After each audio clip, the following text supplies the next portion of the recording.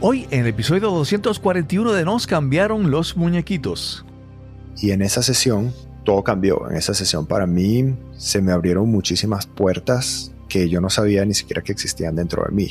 Y la magia de los psicodélicos es que disminuyen las barreras que existen entre el consciente y el subconsciente.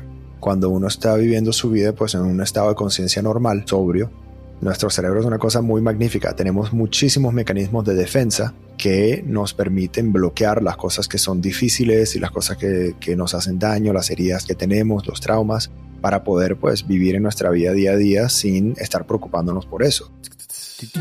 Mi nombre es Cristóbal Colón y esto es Nos cambiaron los muñequitos. Nos cambiaron los muñequitos. Nos cambiaron los muñequitos. Nos cambiaron los muñequitos. Nos cambiaron Los muñequitos. Nos cambiaron los muñequitos.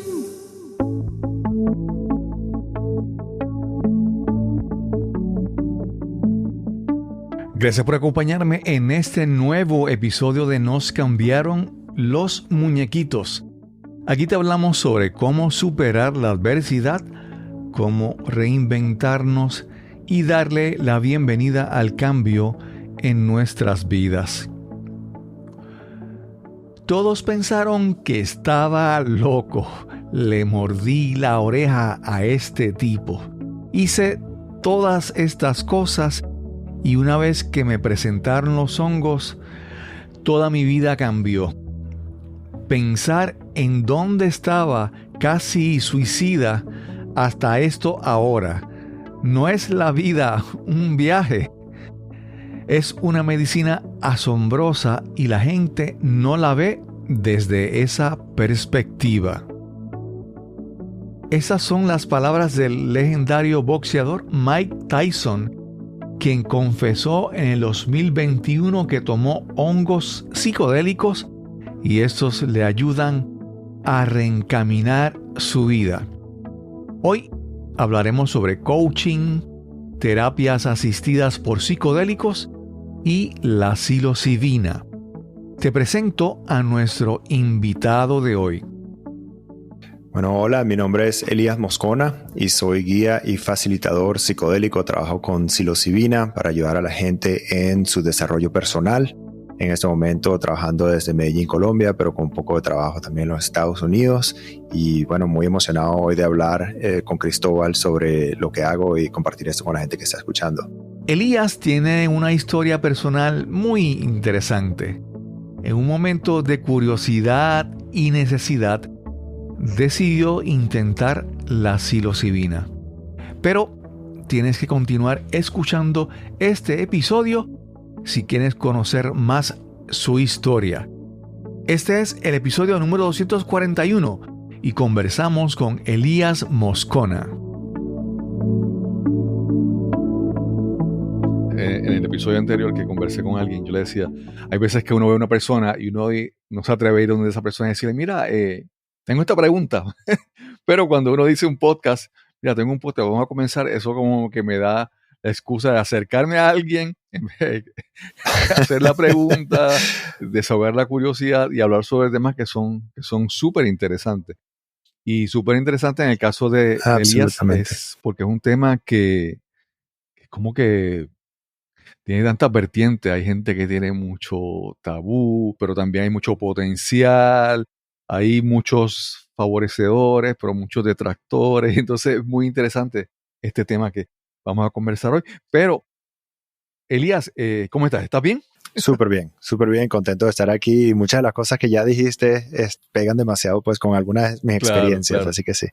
Pero vamos a comenzar como siempre, vamos a hablar con Elías y hablarnos un poco dónde naciste, dónde te criaste.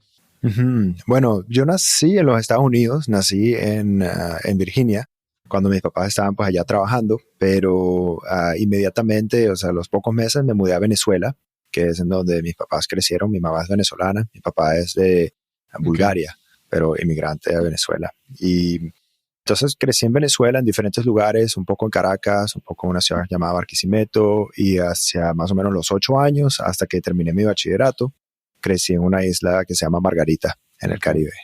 Una crianza muy, muy Sí. linda. Y luego de allí, pues me mudé a los Estados Unidos para hacer la universidad. Y luego viví un tiempo en Canadá, un buen tiempo, unos 10 años. Así que pues he dado un poco de vueltas por diferentes lugares, pero Venezuela es ciertamente gran parte formativa de mi Sí. vida. Yo he conversado con varias personas de Caracas y en el podcast también he hablado con varias personas y tengo un amigo de Barquisimeto. Y Barquisimeto obviamente es muy, Ok. reconocido por su cultura musical, por su aportación musical a la música hispana. Absolutamente. Absolutamente, sí. Y un lugar muy, muy tranquilito, muy lindo para vivir también, Sí. por lo menos en aquel tiempo. Elías, cuando te decides ir a la universidad, ¿verdad? Ujú. Es que esta pregunta siempre es bien interesante porque todas las personas escogen que estudiar en una edad que pues somos inmaduros, somos jóvenes y a veces nuestro cerebro no está todavía completamente realambrado como va a estar finalmente y tomamos unas decisiones que a veces las vamos a cargar el resto de nuestra vida. Y en tu caso, cuando decides estudiar, ¿qué tú decidías? ¿Qué decidiste estudiar entonces?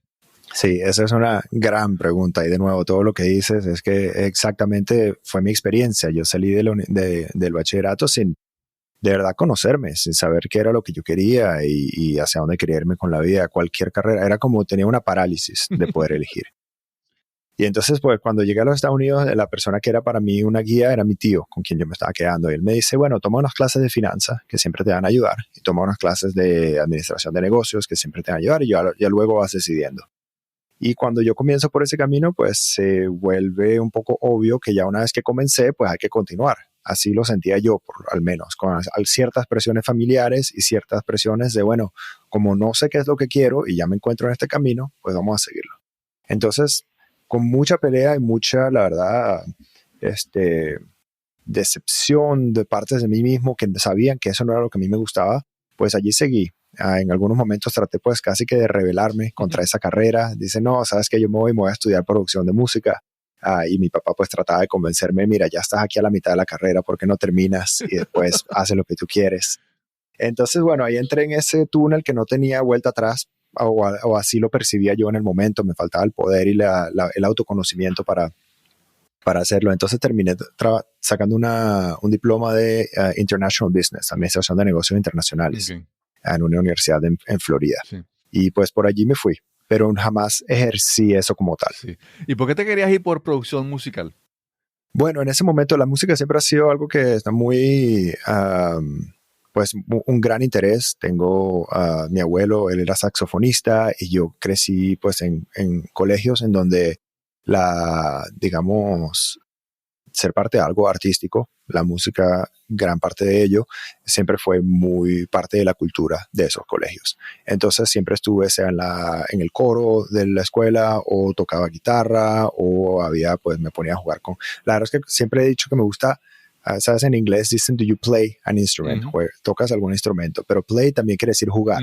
Yo siempre he dicho, a mí me gusta jugar con los instrumentos. Claro. No necesariamente tengo una especialidad, pero siempre ha sido algo que me encanta. Y la producción musical pues era como una manera también de acercarme a esa parte creativa, música y tal. Yo creo que también en parte era algo completamente diferente de ese momento, ese lugar donde me conseguía atascado, que era business. Sí. No, te pregunto porque en mi caso yo estudié ingeniería de computadoras y en el momento en que yo escogí estudiar eso, yo ni sabía, ¿sabes? Incluso escogí cuando presentaron el salario. Dijeron, los ingenieros en computadoras ganan esto. Y yo no sabía que iba a ser. Y en algún momento, al final de que estaba a punto de terminar ya los estudios, estaba como que termino. Entonces yo decía, bueno, estamos hablando de una época que no había internet, que por ejemplo, uno tenía una revista y en la revista había anuncios y en los anuncios había unas tarjetas con unos números para que te enviaran información. Y yo recuerdo que yo busqué información de Berkeley, porque quería irme a estudiar tal vez ingeniería de grabación o algo así en Berkeley. Pero nada, eso quedó en nada y terminé básicamente como tú, terminé la carrera simplemente por tener algo como que lo complete. Porque hay veces que yo a veces pienso que, bueno, si empecé algo, pues déjame por lo menos completarlo porque más adelante lo que tú eres es todo lo que has hecho. Y estas cosas que tal vez ahora no son tan importantes, más adelante te pueden ayudar de alguna manera.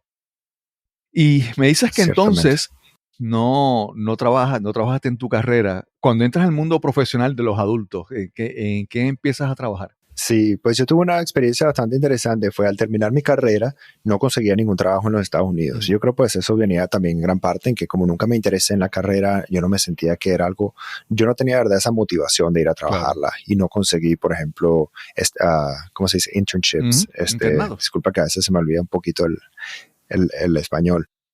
Y al mismo tiempo, algo sucedió en mi vida que me llevó a mudarme a Canadá. Okay. Para ser claro y específico, conocí una chica. Obviamente. Y entonces dije, bueno.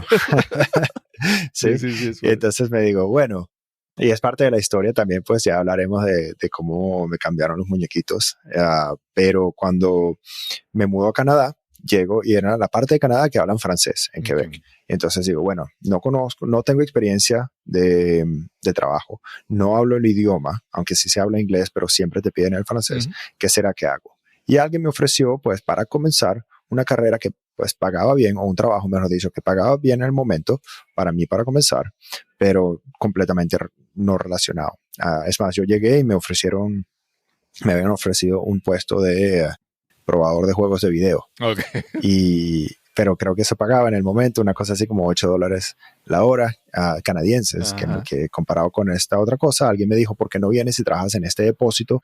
La cosa es mover cajas, pero pues te van a pagar 3 veces más o dos y tanto, por lo menos el doble. Y que bueno, y te dan seguro y eso. Entonces, bueno, dale. Yo era como que yo no sabía, a mí lo que la gente me decía, yo me iba por allí. Y eso es parte también pues de la situación, el gran contexto que me llevó pues a los cambios que luego hice en mi vida.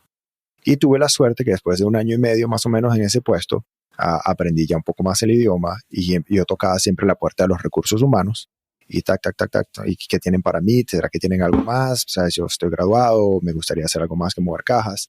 Y finalmente se abrió una posición para el departamento de información de los productos. Esto era una distribuidora eléctrica. Y pues empecé a meterme por el mundo de la tecnología. Me ofrecieron ese puesto y empecé a trabajar con bases de datos y terminé pues como un System Architect después de 8 años de trabajar con ellos. Entonces fue una curva en donde empecé con negocios en la universidad, después trabajé en un depósito moviendo cajas y luego terminé trabajando con bases de datos durante el resto de mi tiempo en esa industria, digamos, en la parte de tecnología. Y esa fue una curva muy interesante y mucho aprendizaje, pero al final del día siempre también algo que me mantenía medio desconectado de algún tipo de propósito más grande. O sea, hacer un trabajo. Sí, pues. sí. Todavía como que, ¿verdad? Todavía no encuentro el rastro de cómo llegamos a lo que estás haciendo ahora, ¿verdad? Sí. Mencionas que en algún momento algo ocurrió en tu vida que te llevó en esa dirección, ¿verdad? No sé si todavía estamos cerquita por ahí, pero háblanos sobre eso. Sí, estamos llegando. Y me gustan tus preguntas porque pues ayudan a crear ese contexto, sí. Y voy a hacer pues tal vez un poquito una historia un poquito larga para poner todo ese contexto junto, pero en el momento en que me necesites parar o preguntarme algo, por supuesto. Pero yo creo que todo viene pues de ese hecho. Me criado en Venezuela, ¿verdad? Donde yo tenía una gran comunidad, muchos amigos, mucha cercanía con gente. Y cuando me mudé a los Estados Unidos, me faltaba no solo propósito, pero de repente, a los 17 años, dejé a mi familia y dejé a todos mis amigos y dejé atrás pues una isla del Caribe a mudarme a un lugar en donde caía nieve y muchas cosas que pasaron al mismo tiempo. Yo tenía mucha libertad en Venezuela, mi tío era mucho más estricto.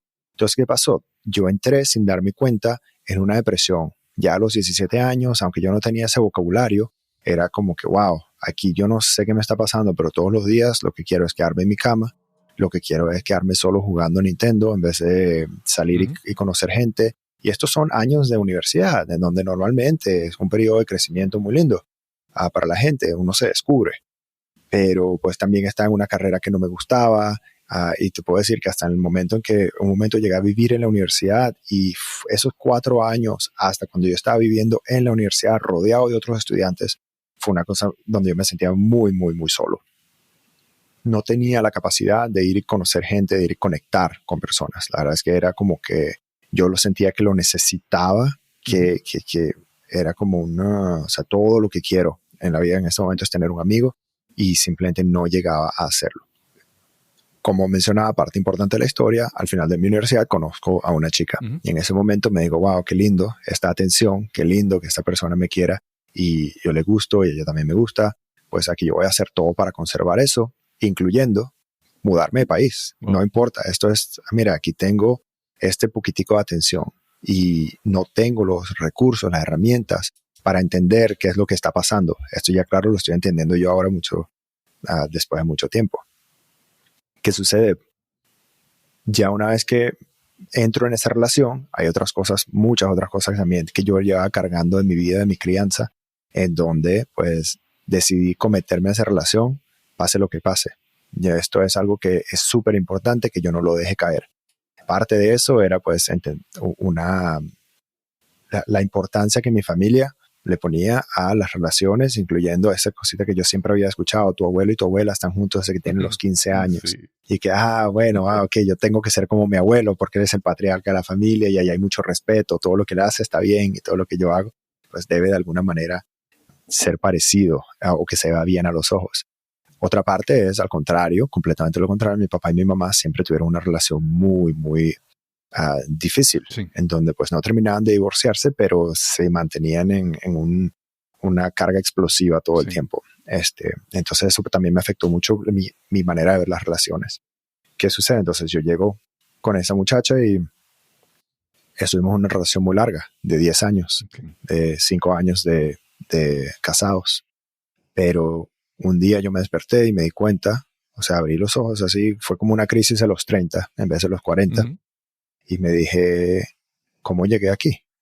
Todo lo que yo he elegido desde mi carrera, desde dónde voy a vivir, desde estar o no estar en esta relación, ha sido para complacer a los demás. Sí. Yo me estoy quedando aquí no porque de verdad quiera estar con esta persona, sino porque yo creo que ella necesita que yo esté conmigo o que ella quiere que yo esté con ella. Entonces y te digo, cada aspecto de mi relación hasta me ha costado mucho trabajarlo porque qué pena y qué increíble darse cuenta de las cosas que uno hace por estar ciego a sus propios patrones de comportamiento, pero hasta pedirle matrimonio. Fue una decisión que no vino de mí, sino vino de, lo que ella quiere ahora es que pasemos a la próxima etapa de la relación, así que debo hacerlo. Entonces eso fue así como un despertar de darme cuenta que aunque había cambiado de carrera y ya no estaba haciendo administración, había caído en una carrera que yo no había elegido, solo caí allí pues porque era una oportunidad y una relación que yo de verdad no había elegido desde el fondo de mí y un lugar para vivir que yo no había. Entonces todas esas cosas como que me dije, ¿quién ha estado piloteando esta máquina por 34 años, por 30 años en aquel momento?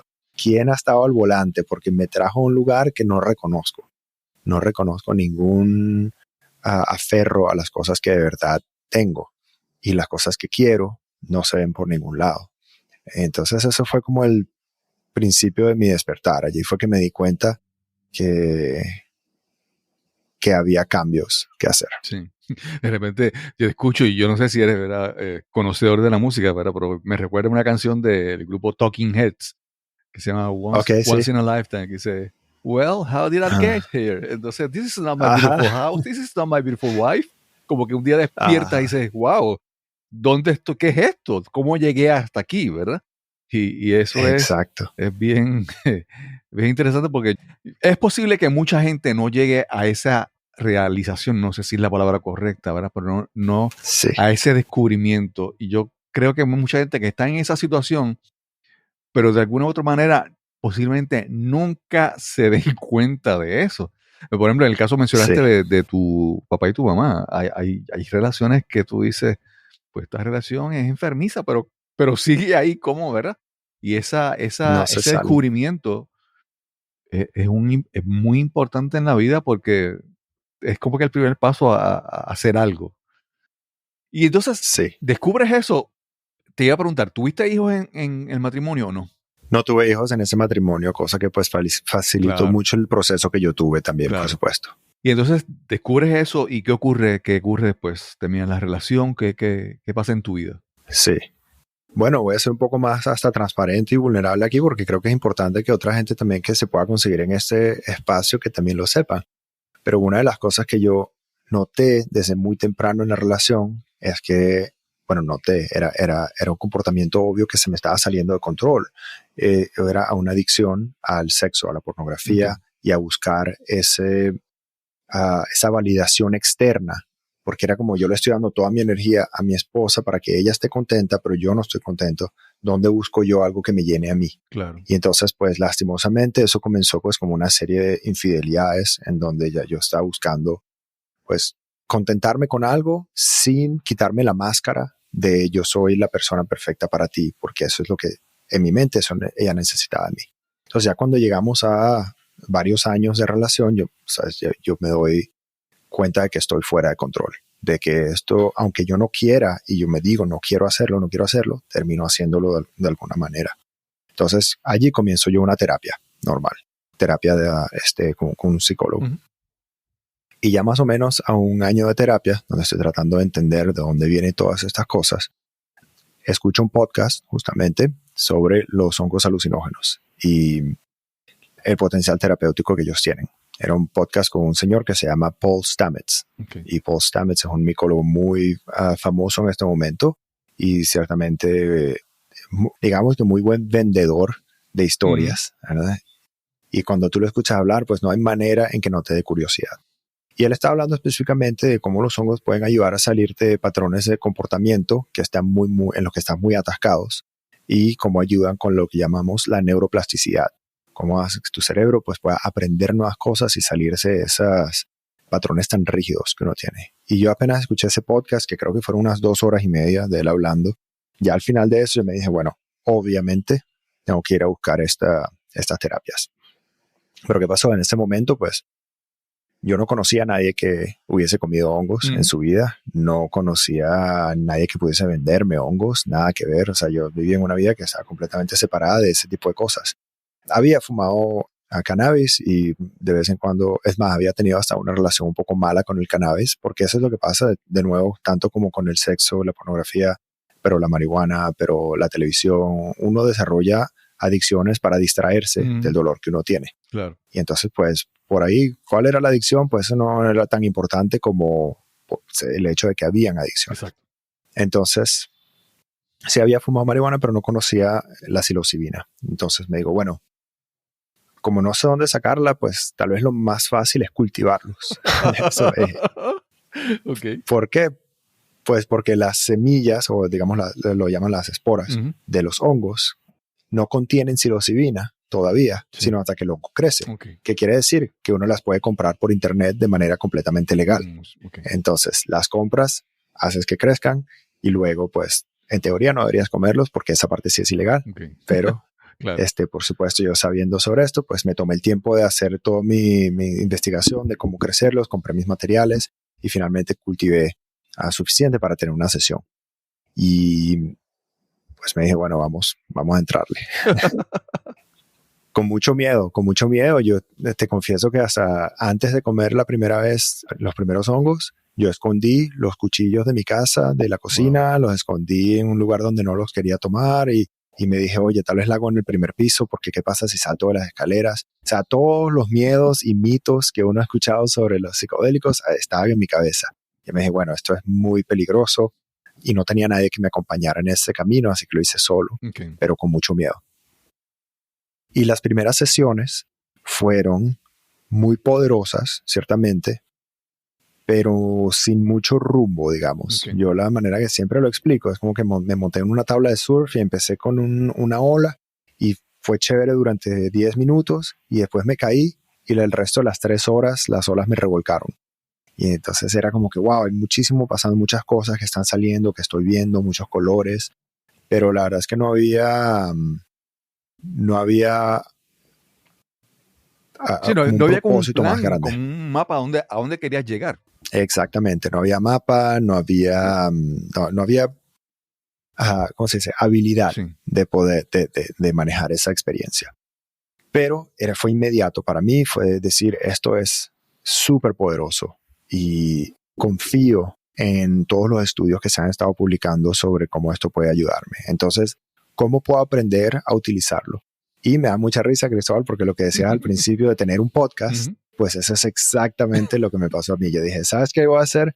como yo sigo en mi trabajo y todavía no me puedo implicar en este trabajo nuevo de los psicodélicos, pues sin saber lo que estoy haciendo, la única manera que yo creo que puedo hacer bien y mover esto hacia adelante es sacar un podcast y traer invitados de los que yo pueda aprender y también que puedan enseñarle a mis seguidores sobre qué es esta nueva, pues, lo llaman el renacimiento psicodélico. Okay. ¿Por qué el renacimiento? Porque en los 50 y en los 60 y 70 ya había muchísimos estudios de cómo los psicodélicos pueden ayudarnos en la psiquiatría, pero pues hubo, por supuesto, 40 años de prohibición que nos llevaron mucho hacia atrás y ahora estamos empezando a redescubrirlos. Entonces yo pues invitaba a personas a mi podcast a las que nunca me hubiese acercado antes a preguntar, pero como tenía un podcast les decía, no me quieres hablar por una hora porque esto es un podcast. Y allí, mira, se me abrieron muchas puertas que tal vez estaban abiertas antes, pero que yo no hubiese tocado. Y fue increíble, muchísima gente, creo que hice unas 20 grabaciones, de las cuales la verdad al final no publiqué muchas, pero para mí fue una fuente de información tan increíble. Y a través de eso conseguí a alguien que me ayudó a prepararme para una sesión propia de una mejor manera que yo lo había hecho antes. Okay. Y en esa sesión, todo cambió. En esa sesión para mí se me abrieron muchísimas puertas que yo no sabía ni siquiera que existían dentro de mí. Okay. Y la magia de los psicodélicos es que disminuyen las barreras que existen entre el consciente y el subconsciente. Okay. Okay. Cuando uno está viviendo su vida pues en un estado de conciencia normal, sobrio, nuestro cerebro es una cosa muy magnífica. Tenemos muchísimos mecanismos de defensa que nos permiten bloquear las cosas que son difíciles y las cosas que nos hacen daño, las heridas que tenemos, los traumas, para poder pues vivir en nuestra vida día a día sin estar preocupándonos por eso. ¿Por qué? Pues bueno, Cristóbal tiene que ir al trabajo y tiene que hacerse algo de comer y tiene que mantener sus relaciones. No podemos estar todo el tiempo autoanalizándonos, autoexplorando y dejando las cosas que no nos permiten funcionar al día a día salir. Pero con los psicodélicos, pues ellos aumentan nuestra percepción de lo que existe dentro de nosotros y uno es capaz de verse en un espejo que es mucho más claro y un mucho mejor reflejo de lo que en verdad existe al interior. Sí. Antes de continuar con el tema, ¿verdad? Sí. Esto te lo expliqué al principio. Obviamente, yo te decía que yo nunca en mi vida me he emborrachado. O sea, yo no. Sí. Y llegó un punto que decía como que, wow, eso es como que ya era orgullo mantenerlo simplemente por ¿verdad? Y nunca he usado drogas en mi vida. Y, por ejemplo, yo recuerdo de mi infancia que, por ejemplo, tal vez en mi pueblo decía, no, mira, ese muchacho, tú ves que está así mal de la cabeza. Eso es que se tomó un té de campana. Yo no sé si en Venezuela también se llama igual, es una flor que la usaban para... Y entonces dice, y él quedó loco, ¿verdad? Eso le voló la cabeza y se quedó mal, ¿verdad? Entonces, esos son ¿verdad? Los tabúes, ¿verdad? Y las historias que había. Y en un momento en mi vida, ¿verdad? Más adelante yo entré en la yoga, me hice instructor de yoga y en una ocasión fui a un evento y allí lo vi, pero en aquel momento no lo conocía mucho. Era este señor, él se llama, o aquel momento era reconocido como Ram Dass. Y Ram Dass, su nombre anterior era Richard Alpert. Me recuerdo porque en la serie Lost, uno de los personajes se llama igual, pero inspirado en él. Y él era un profesor universitario. Y por estar haciendo estudios ¿verdad? Con sustancias y alucinógenas, pues lo despidieron. Y él cambió su vida, hizo un cambio radical en su vida. Y vamos a entrar de lleno en la psilocibina, ¿verdad? Primero, esta sustancia, que ¿verdad? Es un hongo, mencionaste que es ilegal. Ahí es ilegal en muchos sitios, en sitios ya se está haciendo para estudios, o se puede usar para consumo en algunos lugares. Háblanos un poco sobre la sustancia, su situación en diferentes lugares que conozcas. Sí, perfecto. Y creo que es importante decir que pues yo trabajo mucho con la psilocibina y los efectos o los estudios, que se han estado haciendo mucho en los últimos 20 años, cuando uno escucha hablar sobre la psilocibina, siempre está como pegada con pues, los psicodélicos en general. Pero es importante saber que cada psicodélico es diferente, incluyendo el té de campanita, por ejemplo, que sí, que también es psicoactivo, pero no todos son iguales. No porque uno sí le encontramos algo que sirve para efectos medicinales, quiere decir que el otro. Y no solo porque uno es peligroso, quiere decir que el otro es peligroso. Entonces es importante que tengamos un poco de distinción entre las diferentes sustancias. La psilocibina es el ingrediente activo de los hongos alucinógenos, hongos mágicos, hongos de psilocibina, dependiendo cómo uno los llame.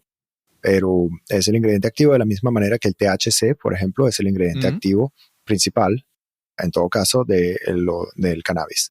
Entonces, los hongos de psilocibina son un tipo de hongo que crecen naturalmente, crecen en muchísimas partes del mundo y contienen ese ingrediente activo. Cuando uno come un hongo de psilocibina, pues la psilocibina afecta el cerebro de una manera muy específica, que es activando los receptores de serotonina. Es un sistema en nuestro cuerpo que pues tiene una cantidad de funciones, y eso es lo que crea el efecto, la experiencia alucinógena o psicodélica. Entonces, en términos de legalidad o ilegalidad, en la mayoría del mundo la psilocibina es ilegal y lo ha sido desde más o menos los años 1970. Antes de eso no lo era, pero en los 70, pues por una cantidad de diferentes factores que no sé si es necesario explicarlos acá, se vuelve ilegal. Y se vuelve ilegal no solamente para el uso de los ciudadanos comunes, sino también hasta hacen que las investigaciones científicas en la universidad, en todo, completamente ilegal. Se decretó que esa sustancia no hay nada que saber. Entonces, pues obviamente es pocas veces en la cultura, en la historia de nuestra cultura, hemos visto que algo se denomine tan peligroso y tan ilegal que no se puede ni siquiera estudiar. Eso te dice más o menos un poco pues lo poderoso que esta sustancia era y el miedo que se le tenía. Eso fue parte, esa gran ilegalización también, gracias al buen amigo del Dr. Richard Alpert, Timothy Leary, que pues estaba, y bueno, los dos juntos trabajando en Harvard querían que la gente, cuando lo descubrieron, querían que todo el mundo lo hiciera. Y el gobierno como que, bueno, ya va, no sé si es. Entonces, ya hoy día, después de lo que hemos descubierto en los últimos 20 años, desde el 2006 que se han comenzado a hacer nuevos estudios sobre la psilocibina, finalmente se dieron permisos especiales para empezar a estudiarlos y voilà, nos damos cuenta de que pueden ayudar con una cantidad de condiciones que nosotros llamamos condiciones de la salud mental, ¿sí? Depresión, trastornos depresivos o de postraumáticos, potencialmente la bipolaridad, aunque hay menos estudios en eso. Ciertamente con la parte espiritual, tú hablaste del yoga, hay unos estudios muy interesantes que se han hecho que demuestran que una persona en un alto estado de meditación tiene activadas y desactivadas las mismas partes del cerebro que una persona en una alta dosis de psilocibina. Quiere decir que nos llevan un poco a un estado similar, una meditación muy profunda y una dosis de psilocibina. Entonces, habiendo entendido todos los beneficios que tienen, se ha empezado una gran campaña para la legalización o al menos la decriminalización de estas sustancias. ¿Qué quiere decir? Bueno, hay países, por ejemplo, como Jamaica, creo que es uno de los pocos, si no el único, en que es completamente legal y lo ha sido durante mucho tiempo. Hay otros países como los Estados Unidos y Canadá en donde hay decriminalización que ha comenzado. Quiere decir que, por ejemplo, en los Estados Unidos en este momento hemos decriminalizado la psilocibina en Washington, D.C., en el estado de Colorado y en Oregon. Tú puedes tener hongos allí sin ir a la cárcel, sin embargo no hay un framework, una infraestructura legal para comprar los hongos. No lo vas a conseguir en una tienda, por ejemplo, en la mayoría de los casos. Tal vez algunos atrevidos que están poniendo ya los hongos en las tiendas, pero sin soporte legal. Pero la mayoría de los estados siguen siendo ilegales. Y luego hay otros lugares como, por ejemplo, aquí en Colombia, donde yo estoy en este momento, hay un área gris, donde hay prácticamente un vacío legal, donde los hongos de psilocibina no están específicamente mencionados como ilegales, pero según las leyes de drogas en general, pues tampoco se dice que sean legales o no. Entonces es como que, bueno, se opera en un vacío legal. Eso es más o menos el estado en los diferentes países. Okay. Quiero que me expliques primero, ¿verdad? Cómo funciona el cerebro o la mente de la manera tal que, ¿verdad? cómo la psilocibina puede ayudar de acuerdo con cómo funciona la mente. Por ejemplo, yo recuerdo que dicen que pues, en la yoga y en la meditación se habla de que pues, nosotros tenemos el ego, y el ego no es quien yo soy, es quien yo creo que soy, y hay una barrera, y a veces uno busca meditar y eliminar o acallar ese ego, sacarlo del medio, para uno conocerse realmente. Hay diferentes formas de explicaciones. ¿Cómo tú explicas, verdad, cómo es la mente y cómo la psilocibina entra en ese juego, en esa interacción de la mente? Sí, esa es una hermosa pregunta y tocaste en algunos de los conceptos que pues yo utilizo también y son utilizados en las investigaciones de psicodélicos, particularmente el ego. Y yo la manera en que pienso sobre el ego y la manera en que la psilocibina nos afecta es la siguiente. Cuando uno nace, ¿verdad? Elías nace en este mundo el 5 de enero del 89. Aquí viene como un papelito blanco donde simplemente se le va a escribir. Entonces, ¿quién comienza a escribir sobre ese papel? Pues los papás inmediatamente, la familia en general, algunos amigos, porque ¿qué pasó? Elías llega a una fiestita cuando está chiquito y un amigo le dijo que no le gusta su cabello. Y entonces Elías, ok, nota, cabello, cuando está así, eres bueno, cuando está así, eres malo. O la gente te va a querer si estás así o si no estás así. Entonces, todas esas cosas que se van construyendo, especialmente cuando vienen por un lente distorsionado de una realidad externa, o de la manera en que nosotros recibimos las cosas, eso es lo que va construyendo el ego. El ego es en parte esa percepción de quiénes somos nosotros, y al lado del ego también hay capas y capas de lo que yo llamo condicionamiento, educación, indoctrinación, ¿verdad? Todo lo que viene de parte de nuestros padres, de las instituciones sociales, religiosas, todo lo que hemos aprendido de quiénes somos a través de esos lentes externos. Entonces, ¿qué sucede? Ese papelito blanco, ese centro de mi ser que llegó aquí cuando yo nací, no es que se ha destruido, ni está corrupto, ni nada, pero está como que al centro de varias capas que a veces lo alejan lo suficiente de mí para que yo me olvide de quién soy, para que yo empiece a vivir mi vida a través de los ojos de los demás y no los míos. Cosa que pues fue lo que me llevó a mí, por ejemplo, a llegar al estado donde me encontré a los 30 años, abriendo los ojos diciendo, yo estaba actuando desde estas capas y en ningún momento me he conectado con mi ser interior, mi verdadero conocimiento de quién soy yo. No lo he dejado salir, no he dejado esa luz salir. Entonces los psicodélicos afectan una parte del cerebro muy específica. Primero el sistema de serotonina o serotonérgico, y ese sistema tiene muchas funciones en el cuerpo, entre las cuales se encuentra la regulación del humor, por ejemplo, la capacidad de nuestro sistema visual, nuestra capacidad de hablar. Por eso es que uno se enebria un poco con o bastante, depende de la dosis, con la psilocibina, en donde vemos visuales y es difícil hablar y estamos un poco en una nota. Pero otra parte importante es que afecta a una parte del cerebro que se llama el Default Mode Network, en inglés. Y en español eso sería, justamente, lo tengo acá, sería la red de modo predeterminado. ¿Qué quiere decir eso? Ese es como el conductor del resto de las partes del cerebro que crean nuestra percepción de quiénes somos. Hay una manera muy, muy chévere de describirlo, que se la atribuyó a Michael Pollan, que es un investigador o un escritor sobre este tema. Él dice, si tu ego tuviese una dirección, sería en el Default Mode Network. Okay. Ahí es donde vive. Sí. Cuando uno toma una alta dosis de psilocibina, esa parte del cerebro es una red neuronal bien grande, empieza a desactivarse, empieza a bajarse poco a poco. Eso es como si en medio de una ciudad con bastante tráfico cerraran la autopista principal. ¿Qué pasa? Bueno, los carros tienen que llegar de todas maneras de un lugar al otro, así que van a empezar a ir por diferentes caminos.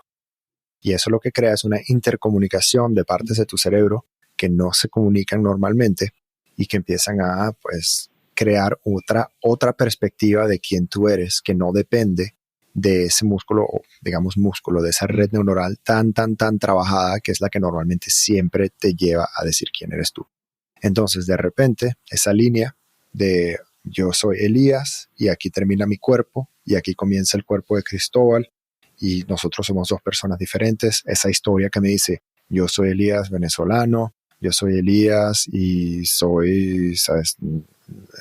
Tengo un pelo que no le gusta a la gente porque ya me lo han dicho. Toda esa historia, las cosas a las que nuestro cerebro se aferra, entonces pues van cayendo, como que uno se las va olvidando en ese momento.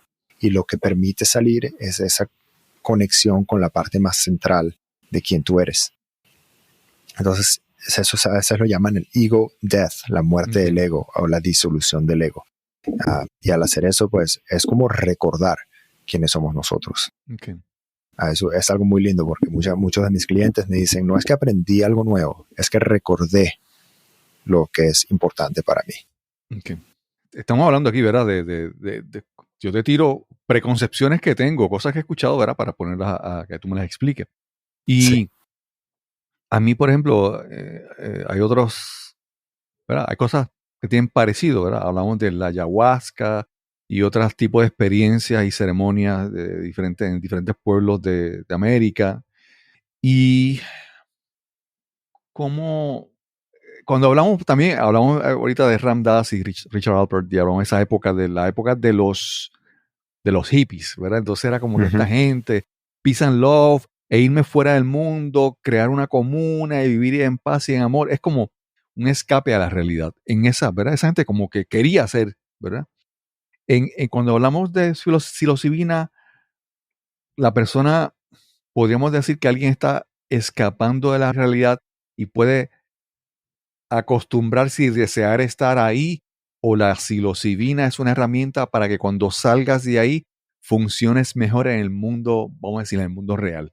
Sí, me encantan tus preguntas porque tocan exactamente pues, al centro de lo que hace la diferencia entre una dosis o una experiencia recreativa contra una experiencia terapéutica, okay. ¿Sí? Entonces, una de las más grandes partes de una experiencia terapéutica es que luego de la experiencia debe haber lo que llamamos la integración. La integración es un concepto que es parte de una terapia, sea psicodélica o no. Quiere decir cómo hacemos que las cosas que vayas aprendiendo se vuelvan en verdad parte de tu vida para que te permitan sacar beneficios de tu vida, pero no tengas que estar regresando a la psilocibina todos los fines de semana para escapar tu vida. Al contrario, vamos a utilizar este estado alterado de conciencia para que tú aprendas cosas y luego ponemos esas cosas en funcionamiento para mejorar tu vida. Entonces, eso es una de las cosas más importantes de las terapias psicodélicas. Siempre se va a escuchar, o al menos en cualquier buen reportaje, a cualquier persona que esté siendo honesta, no está solo sobre la experiencia, es sobre la integración. Okay. Y yo creo que las preconcepciones que tienes, pues primero son muy normales y hay una parte que es real, ¿sí? Una gran razón por la que los psicodélicos pues perdieron su momento hace unos 30 años, 40 años, es porque la gente empezó a tratar de deconstruir o tumbar la realidad que existía, una realidad social, una realidad política que existía en el momento, que si bien, pues esto es 100% una opinión, pero me parece que necesitaba un cambio. El cambio radical de vamos a irnos de completamente un espectro, de un lado del espectro al otro, donde en vez de tener un gobierno que quiera hacer guerra, tenemos comunas en donde nadie paga nada, pues tal vez el cambio fue muy extremo. Pero yo creo en general lo que la gente siente con esta experiencia sí hay una realidad de sentirse más desconectado de lo que podríamos llamar algunas construcciones sociales, como, digamos, en general, por ejemplo, como el capitalismo, ese tipo de cosas, como que, wow, ok, pero ¿por qué no podemos tener algo que sea un poco más humano y menos basado en sistemas que no prefieran el dinero o cosas así, por ejemplo? Sí es una cosa normal de sentir algo así, pero eso no quiere decir que automáticamente hay que derrumbar toda nuestra vida para volver a reconstruir. Al contrario, es cómo dentro del sistema actual en el que estamos viviendo podemos, primero, como individuos, vivir una mejor vida y segundo, poner nuestro granito de arena para que el sistema se vuelva más humano sin tener que completamente derrumbarlo de un día al otro. Cómo cambiamos, cómo evolucionamos como humanos. Si hay una cosa que es muy grande en las experiencias psicodélicas, que es el amor hacia los otros y poner a los humanos primero, poner el amor, la igualdad, ese tipo de cosas. Eso sí es un estereotipo que es muy real. Sí. Mira, Elías, esto tratando de buscar ponerlo de alguna manera que sea fácil de entender. Y obviamente en el tiempo que nos queda, ¿verdad? Sí. Primero, me gustaría, no sé si tienes alguna historia, algún ejemplo tuyo o tal vez de alguna persona con la que has trabajado, donde yo quisiera que tú me explicaras, por ejemplo, el proceso donde esta persona tuvo una experiencia, vio algo, sintió algo o descubrió algo que tal vez no lo entendía, termina la experiencia y como tú decías, no sé cómo fue que diste la palabra hace un momento, que era como un debriefing, no recuerdo el nombre que Sí. diste ahorita. ¿Cómo entonces después esa persona, con la ayuda de alguien, con la ayuda tuya, ¿verdad? ¿Cómo eso se analiza o se evalúa para encontrar una lección en la vida real? Si me puedes tener Sí. algún ejemplo donde puedas ver algo que se haya descubierto y cómo ayudó a una persona. Claro, sí, por supuesto. Bueno, puedo hablar, por ejemplo, de un cliente que vino hace poco, y esto es una buena historia porque también habla un poco pues, de esa experiencia mística casi. Esta experiencia de psilocibina pueden darte lo que llamamos una experiencia más psicolítica, que es una experiencia más un poco real, pegada a este mundo, bueno, tengo esta relación en la que debería trabajarlo de esa manera, tac, tac, tac. Pero es muy real, muy apegada a esa entrada, digamos. Y hay a veces cosas que vienen de verdad en la parte psicodelia, de verdad una parte que, wow, Sí. esto sin psilocibina no hubiese llegado. Okay. Entonces tuve este cliente, él es un señor, 67 años, primera vez en su vida que iba a hacer algún tipo de psicoactivo. Jamás había fumado tampoco. Entonces también es importante decir que muchos de mis clientes, Cristóbal, vienen de ese lugar. Pero es como que, mira, he tratado muchas cosas y esto todavía sigue vivo en mí y quisiera explorarlo más. Y entienden que esta es una herramienta, pero vienen con mucho miedo porque nunca han hecho algo similar. Claro. Entonces, es normal. Cuando él toma la dosis, yo creo que tomó más o menos unos 20 minutos, cuando él me empieza a decir, siento algo en mi pecho, siento algo que está aquí en mi pecho. Durante la experiencia, normalmente ellos tienen los ojos vendados y tienen unos audífonos donde están escuchando música. La idea es como conectarse con su universo interior, no distraerse con las cosas que están atrás, afuera. Me dice, siento algo en mi pecho. Y al ratitito me dice, es mi hermano está aquí, mi hermano está aquí conmigo.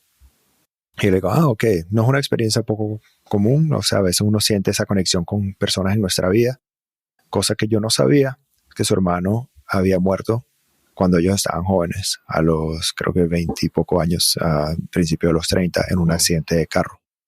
Él me dice, mi hermano está aquí conmigo. Y yo no sabía que él estaba acá. Y entonces yo digo, bueno, vamos a seguir explorando eso, mantener esa conexión con él. Se va dando cuenta de que él nunca tuvo la oportunidad de tener un duelo por la muerte de su hermano, porque cuando su hermano muere, ese es su segundo hermano que había muerto cuando estaban jóvenes. Y él sintió que él tenía la necesidad de ser fuerte para su mamá. Para que su mamá no sintiera ese dolor, él tenía que encapsularlo todo. Entonces, ¿qué sucede? Este hombre vivió 40 años sin poder haber sentido de verdad, permitirse sentir la muerte de su hermano que estaba allí con él. Durante esa sesión, cuando él siente a su hermano, él entonces empieza ya, y cuando se siente que él me dice, mi hermano está bien, él está bien, no me tengo que preocupar. Y entonces a los minutitos él empieza a poner brazos así como fuertes, como mostrando los músculos y dice, ya no necesito estar fuerte, ya no necesito. Y se veía y dice, es que he tratado, pero estoy cansado, pero ya no necesito. Mi mamá también está bien.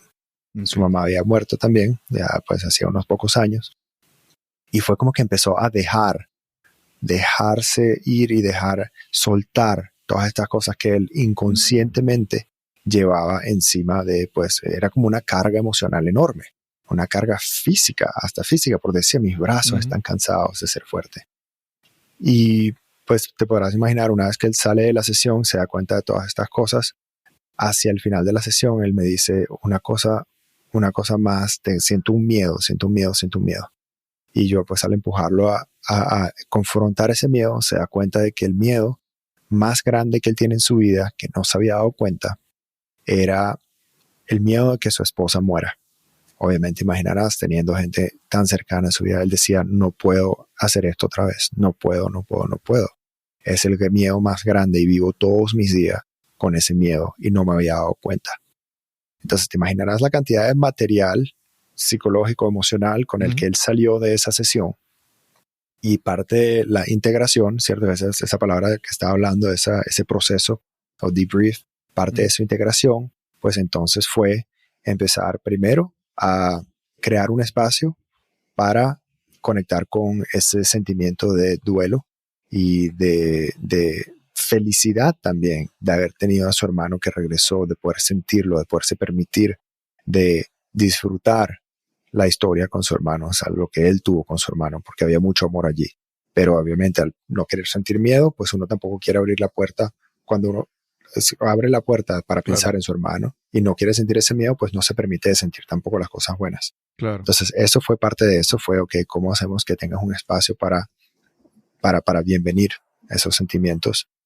Y el segundo sobre su esposa fue ¿cómo hacemos para que ese miedo que tú tengas o que tú llevas encima no se lo estés transmitiendo a ella de manera inconsciente, poniéndole, por ejemplo, tus preocupaciones como limitaciones a su vida? No quiero que ella haga esto porque qué pasa si le pasa algo. Pues eso es un miedo que viene de ti, no está conectado con la realidad. Hay muchas maneras en que uno puede llevar esa integración. Hay gente que está especializada en diferentes tipos de terapias como las terapias de partes o terapias somáticas para ayudar con la integración. A mí me gusta pues trabajar con diferentes elementos. En general es mucho sobre traer conciencia y recordar lo que uno vivió en esa experiencia y tener siempre una acción que uno puede tomar al final de la llamada de integración, una acción que te ayude a concretizar esa creencia, esa nueva perspectiva en tu vida. Entonces, pues siempre va a depender de la persona, pero puedo decirte que en este caso, pues la relación que él tiene ahora consigo mismo, con el recuerdo de su hermano y de su mamá, y la relación que está comenzando a construir con su esposa a partir de estos cambios, ese insight, esa realización, pues han cambiado significativamente el nivel de estrés que él lleva en su vida y el nivel de apertura que él tiene hacia muchas situaciones en su vida. Sí. Elías, hay personas, pero siempre hay cosas que, esto como todo, hay ciclos, hay modas y llegan cosas y todo el mundo está esperando como que la nueva super solución que va a resolver todo. La gente dice, bueno, llega esto y esto sigue, esto brega, esto funciona, esto me va a resolver toda la vida. Y como todo, por ejemplo, para dar un ejemplo, esto no es, ¿verdad? La gente piensa que tal vez me vuelvo religioso, entro en religión a una iglesia y de repente toda mi vida va a cambiar. Bueno, sí, te va a ayudar, pero hay muchas otras cosas que tú tienes que hacer, ¿verdad? Y en tu caso, y esto también es lo que alguna gente, el temor, ¿verdad? Que alguna gente dice, pues entonces piensa que va a llegar a la psilocibina y esto sí que le va a resolver todo en su vida, ¿verdad? Y yo, primero que quiero hablar contigo, me da la impresión de que esto no es una panacea que todo lo resuelve, ¿verdad? Esto es algo que trabaja. Pero también cómo tú, si lo incorporas con otro tipo de terapia, otro tipo de cosas, también trabajas con otros profesionales, por ejemplo, psicólogos o alguien que también contribuye en el proceso cuando tú trabajas con un cliente. Uh-huh. Sí, por supuesto. No, nunca le quiero dar a nadie la impresión de que esto es una pastilla mágica que los va a curar de todo. Uh-huh. Por eso digo que una de las gran partes de este proceso es la integración. Si no, tú me dirías, todo el mundo que se comió unos hongos en los años 60 o que se los comen para ir al bosque a caminar, pues estaría curado de todo. Eso no es así. Esto es una herramienta que nos permite ver nuestra psicología, que nos permite ver nuestros patrones de comportamiento, que nos permite ver las cosas que están dentro de nosotros, pero que no necesariamente las va a cambiar sola. Uh-huh. Que habrá algún caso mágico por allí, por allá, que uno se dé cuenta de algo pues, tan fuertemente en el momento que inmediatamente decida cambiar. Mira, lo existe, sí lo hay porque lo he visto. Pero para la mayoría de la gente esto es solo una herramienta que cataliza un proceso, que ayuda a comenzar un proceso al que luego hay que ponerle trabajo, sudor, lágrimas, consistencia, sí, hay que... Pero ciertamente te da una ventana hacia tu psyche, hacia tu mente, que es difícil de expresar lo poderosa que esa ventana puede ser. Okay. Ciertamente es un catalizador y es un acelerador de procesos, pero hay que hacer el trabajo. No, uno no puede comerse los ojos y cerrar los ojos y decir, pues que se me cure todo. No, nada que ver. Entonces, sí estoy muy claro con eso. Y también, pues, para completar un poco una pregunta que me habías hecho antes, la idea no es que uno tenga que estar comiéndose el hongo una y otra vez. Hablaste de Richard Alpert y me parece muy interesante porque, pues, Richard Alpert o Ram Dass, él tiene un libro tiene varios libros, pero en uno de ellos él habla un poco de su historia, y su historia fue que él se daba cuenta que cuando se come un psicodélico, él trabaja mucho con el LSD. Y él subía a esta montaña. Es como que subiste a la montaña por teleférico, y el teleférico te llevó hasta el tope de la montaña y viste lo hermoso que era cuando estás en el tope de la montaña. Y viste lo bonito que se siente y es calmado, y allí es donde quieres estar todo el tiempo. Pues adivina que el teleférico, ahí no hay salida. Ese te devuelve, se baja y te deja exactamente donde te recogió. Eso es un psicodélico. Pero ahora que sabes que esa montaña es tan linda allá arriba, pues te da ganas de aprender a subirla de una manera que donde te puedas quedar allí el tiempo que tú quieres. Y ese fue su proceso. Por eso él se fue a la India y se fue a trabajar de la parte de la espiritualidad para entender cómo llego a ese tope de la montaña sin el uso constante de un psicodélico. Y eso es lo que trabajamos, pues, en combinación con la terapia psicodélica. La parte de terapia es muy grande. En mi caso yo hago coaching, no soy terapeuta, pero soy un coach certificado, especialmente con una especialización en psicodélicos. Y pues la idea es, ya que viste tu montaña, ¿cómo te enseñamos a subirla? Y cómo hacemos que te aprendas los caminos que te van a llevar a donde tú quieres. Como me preguntaste, ¿cuál es? ¿O se utiliza en combinación con otros métodos? Por supuesto, mira, terapias somáticas, terapias artísticas, terapias normales como el talk therapy, la psicoterapia. Todos esos son complementos de las terapias psicodélicas de psilocibina. Es más, es importante decir que en todos los métodos, en todos los medios en donde esto se habla de manera seria, se habla no de terapias psicodélicas, sino de terapias asistidas por los psicodélicos. Psychedelic Assisted Therapies. Sí. Y esa es la parte importante. Es una herramienta. Claro. Sí. Bueno, si nos dejan, estamos aquí 3 horas.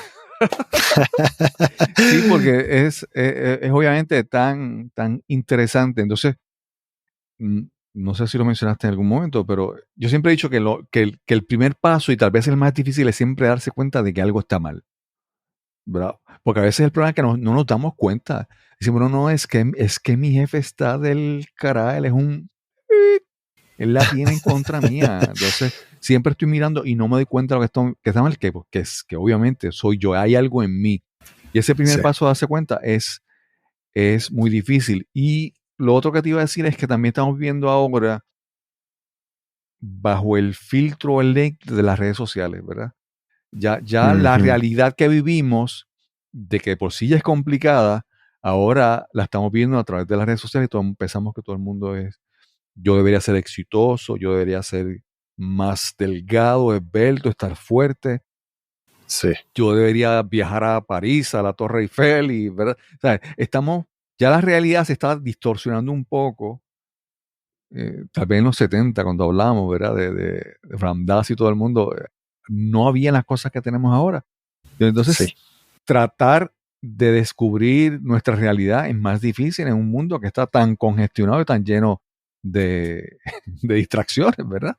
Que yo creo que ese primer paso de descubrir qué está mal, creo que cada vez es más difícil. ¿Cómo tú asocias un poco tu trabajo con este mundo tan abrumado por redes sociales y todo en estos tiempos? Sí, bueno, imagínate, para darte un ejemplo, una de las cosas que yo trabajo con mis clientes antes de que ellos vengan a una sesión es que ellos entren en una dieta mediática. Deja de meterte en la social media, deja de ver televisión, deja de, por lo menos por una semanita, date ese espacio, porque eso nos secuestra nuestra mente, nuestra capacidad de atención. Entonces, pues, lo que yo creo que es súper importante de este trabajo es que, como decía, te conecta contigo mismo. Cuando la gente me pregunta si yo tuviese que decirle a alguien qué es lo que te ofrecen esas terapias, si lo tengo que decir en una oración, te ofrecen un nivel de conexión con tu propio universo interior, contigo mismo, que es difícil de expresar lo fuerte que eso puede ser, lo importante. ¿Por qué? Cuando uno está conectado con su propio ser, con su propia luz, le importa mucho menos lo que los demás están haciendo, le importa mucho menos cómo compararse con alguna expectativa de quién deberían ser y pueden estar más, si no contentos, satisfechos, en paz con quien son. Pueden aceptar su historia de una manera diferente, pueden ver su futuro de una manera diferente y pueden estar más en el presente de cuál es mi vida en vez de estar buscando cómo puedo tener una vida como los demás. Eso para mí es el gran regalo de los psicodélicos y de la psilocibina. Y de allí, pues todo el resto de los beneficios. Y si alguien tiene una experiencia tan bonita y tan mística como, por ejemplo, el cliente que te mencionaba, pues bueno, mucho mejor, por supuesto. O mejor, mucho más poderoso en algunos casos. Pero esa conexión con uno mismo le permite a uno bajarle el ruido a ese mundo abrumado o abrumador que mencionas de las redes sociales. Sí. Elías, primero, ¿cómo, verdad? Si alguien, o sea, ¿qué servicios tú brindas? ¿Cómo tú trabajas con las personas, verdad? En persona, ¿cómo te pueden contactar? ¿Cómo te pueden conseguir? Sí, bueno, el trabajo que yo hago, pues hay un par de cosas diferentes. Yo hago coaching para personas que buscan transformación personal con o sin psicodélicos. Y en la parte de los psicodélicos, pues yo ofrezco tanto guianza para aquellos que pues tienen algunas preguntas, que tal vez están interesados, pero que no están listos a trabajar con una persona. Por supuesto, siempre recomiendo tener un guía, tener alguien que de verdad te esté ayudando en ese proceso, especialmente si vas a estar tomando algún psicodélico, tener a alguien contigo en ese momento. Pero no puedo controlar cómo la gente lo va a hacer. Así que si estás pensando hacerlo de todas maneras y lo que necesitas es guianza, pues al menos ayudarlos a que lo hagan de la mejor manera posible. Claro. Y el otro servicio que ofrezco pues es el acompañamiento durante esas experiencias. Estar allí con esa persona, prepararlos para la experiencia, hacer la experiencia con ellos y luego hacer una integración o ese proceso en el que estamos, ¿sabes? Como te decía, cementando la experiencia. Eso en este momento pues lo estoy haciendo en Medellín, Colombia, en donde estamos en ese vacío legal que pues nos permite un poco de flexibilidad, pero cuando voy a los Estados Unidos tengo la oportunidad de hacerlo en los estados legales. De todas maneras, aunque no estés en un estado legal, si tienes preguntas, puedes contactarme y la mejor manera de contactarme sería eliasmoscona.com y allí están los métodos de contacto. Tengo un Instagram que estoy trabajando ahora, pero como todavía no está completamente listo para lanzarlo, pues allí lo voy a poner en mi página web de todas maneras. Así que por Elías Moscona. Una última pregunta que se me ocurrió así ahora. Comenzamos al principio hablando de cuando tú te criaste y todo eso, y hablamos de que un adolescente está todavía realambrando su mente. Eso se ha estudiado y se ha demostrado que el wiring del cerebro de un joven todavía no está. Por eso es que a veces toman decisiones que los adultos dicen, pero como muchacho, tú perdiste la cabeza. Bueno, es que obviamente como está realambrado su cerebro, no es igual. Entonces, obviamente, esto que mencionas de psilocibina es para adultos. En caso de adolescentes puede tener efectos adversos, digamos. Sí, buena pregunta. Bueno, ciertamente no te puedo responder eso desde un punto de vista científico con toda seguridad porque no hemos tenido suficientes investigaciones científicas con adolescentes. Pues imaginarás por cuestiones de pues, legalidad, ética, etcétera. Pero ya hay unos estudios que se ha pedido el permiso para hacer estudios con adolescentes, así que eso va a ser bien interesante. Sin embargo, hay algo que es importante decir, es que el gran efecto de los psicodélicos viene por parte de lo que llamamos la neuroplasticidad del cerebro. Es como que debilitan un poco esas conexiones neuronales tan rígidas que se han creado por el ego, que nos mantienen en un estado de depresión o que nos mantienen en un estado de ansiedad, etcétera. Eso en general viene por parte de unas conexiones muy rígidas que se han desarrollado así por años y años, pues de experiencias. Un adolescente o un niño ya en general tienen un estado cerebral mucho más plástico que un adulto. Entonces, digamos que es menos necesario tener una herramienta o una intervención como los psicodélicos para atraer a esa persona a hacer cambios. No veo necesariamente pero de nuevo, no tenemos pruebas de que haya gran efecto negativo para una persona, digamos, a los 18 o 20 años de tomarlo bajo unas ciertas circunstancias terapéuticas, pero menos necesario ciertamente que alguien que ha vivido un trauma y ha tenido 30 años fortaleciendo ese trauma en su mente. Entonces sí, pero hay todavía mucho más que investigar en ese caso ciertamente. Que lo que puedo decir es algo muy interesante. Hay algunas tradiciones más nativas, como por ejemplo el yagé en Colombia, que es el yagé de la ayahuasca, pero llamado de otra manera, con otra preparación en Colombia. Y pues hay una parte muy de comunidad de las tomas del yagé, y hay niños desde los 8 años que están siendo parte de esas tradiciones de yagé, pues porque es parte de la tradición. Entonces son, por estas medicinas naturales en general, entendemos que no hay un gran efecto negativo, pero no recomendaría a nadie en este momento que, por ejemplo, con la psilocibina, que le estén tomando como adolescentes. Claro. Elías, realmente esta ha sido una conversación súper interesante. Como te mencioné, como hablamos un momento, tener la oportunidad de hacer preguntas con curiosidad, con la excusa de tener un podcast, ¿verdad? Yo espero que esta información sea valiosa para las personas que nos escuchen. Espero que sí. Muchísimas gracias, Cristóbal, y aprecio mucho tu curiosidad y sí, la manera pues en que conectas con tus contes. Gracias una vez más a Elías Moscona por esta súper interesante conversación que tuvimos hoy para este episodio. Realmente fue algo muy interesante. Y recuerda que si disfrutas de este episodio, compártelo con tus amigos, seres queridos o conocidos. Este podcast es completamente gratis. El precio es que lo compartas con las personas que pienses que lo puedan disfrutar también. Y sin más que añadir, nos encontraremos entonces en el próximo episodio de Nos cambiaron los muñequitos. Hasta la próxima.